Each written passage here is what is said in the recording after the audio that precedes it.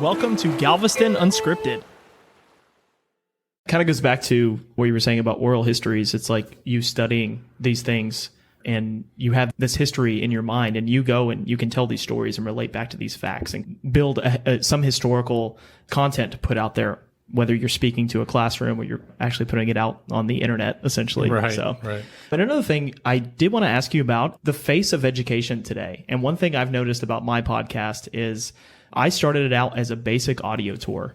And of course, it's evolved into this podcast is getting thousands of downloads. And I'm hearing from teachers similar to you, teachers and even some universities who are like, hey, we added this to the syllabus because it helps tell this story so much better. Right. So do you think podcasting in general has changed the face of education?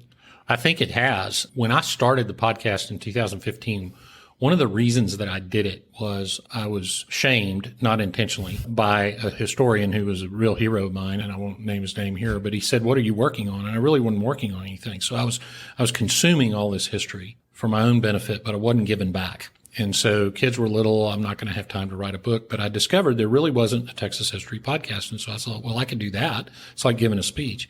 And so that's how it started. Mm-hmm. Well, like you, I knew I had something when the numbers started to grow, which is nice.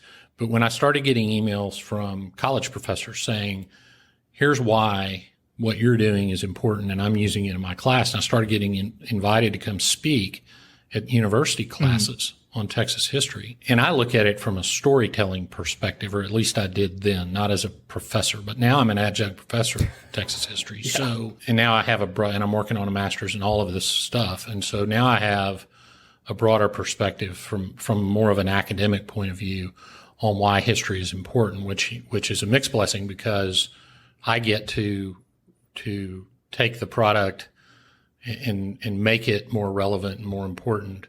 But I also see the problems that we're facing right now and which just inspires me more to make sure that people are getting history. And one of the things that I wanted to do with the podcast was communicate history in a new and different way, because hopefully people and younger people who would be more inclined to listen to podcasts would consume history. Now, they may not go pull a book off the shelf, but they'll listen to a podcast. So I really strive to give, certainly on the deeper topics, scholarly research. Now, you don't footnote a podcast, so it's not obvious, but the sources and stuff, the way I'm putting them together would pass any scholarly muster. And so that's important too. The way I put it sometimes is you're getting your vegetables, but they don't taste like vegetables. And there's no reason that serious academic history should be as dry as it is 99% of the time. That's silly. Galveston Unscripted.